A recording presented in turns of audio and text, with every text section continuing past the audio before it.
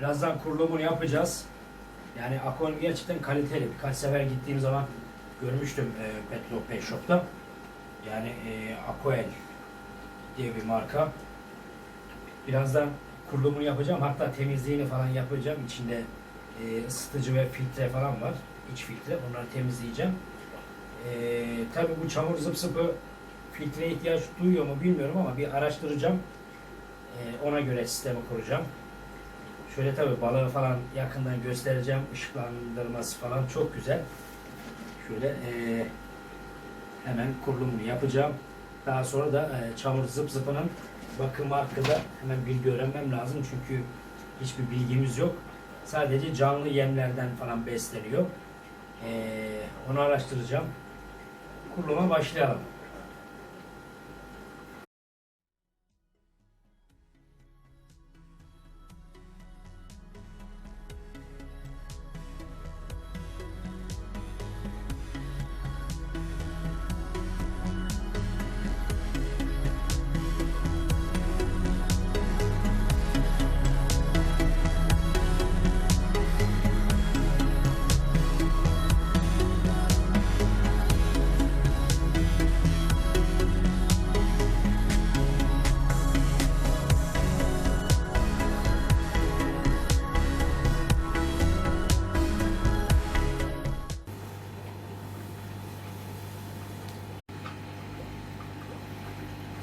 Evet arkadaşlar, kurulumu yaptık. Şöyle gördüğünüz gibi akvaryum güzel gerçekten. Şöyle kapağıyla falan ışıklandırması çok güzel. Mükemmel bir ışık veriyor. Balıklarımız burada. Çamur zıp zıpı. Bunlar birazdan şu taşın üstüne çıkacaklar. Çok suda kalmıyorlar. Şimdi yeni yerlerine alışacaklar. Şöyle daha detaylı yakından çekelim. Balığımız bu. Bunun yerini de ayarlayacağız. Bu şekilde.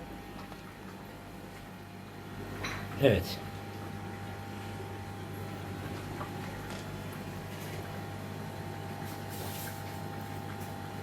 Bu şekilde besleyeceğiz çamur zıp zıpını.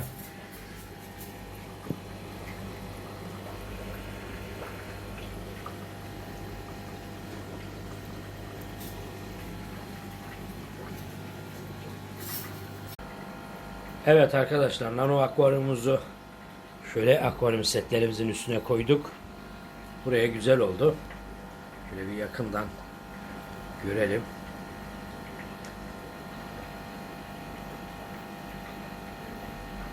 Çamur zıp zıplarımız orada.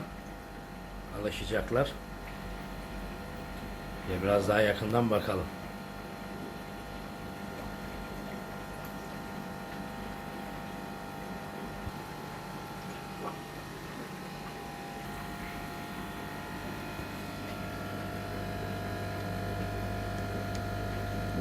Evet. Şunların gözlerine bak. Çok güzel. Bir tane de arkada var.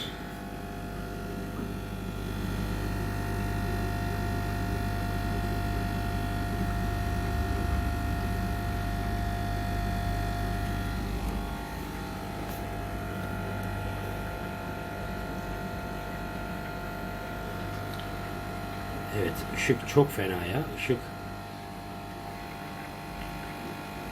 çok güzel arkadaşlar. Yakın çekim yapacağım. Bunu canlı yemlerle artık ufak ufak atacağız, besleyeceğiz.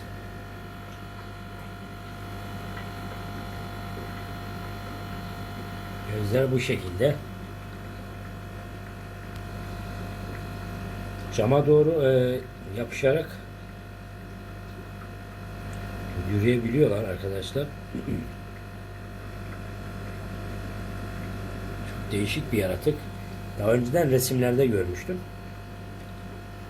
Ama inşallah aksolot siparişi verdik. Aksolot istiyorum, yani Meksika semenderi. Yani kolu bacağı koptuğu zaman bile kendine gelebiliyor. Yerine geliyor. Şöyle bir yürüse Yürürken izlesek.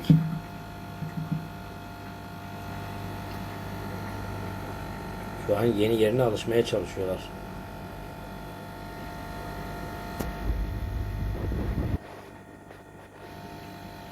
Evet. Evet canlar, bunu da paylaştım. Yeni aldığımız bir tür. Bunu da besleyeceğiz, hatta beslerken de videolarını paylaşacağım sizinle. Güzel bir tür. Yani nano akvaryuma kurduk şöyle. İçine tabi filtreler falan çıkardık.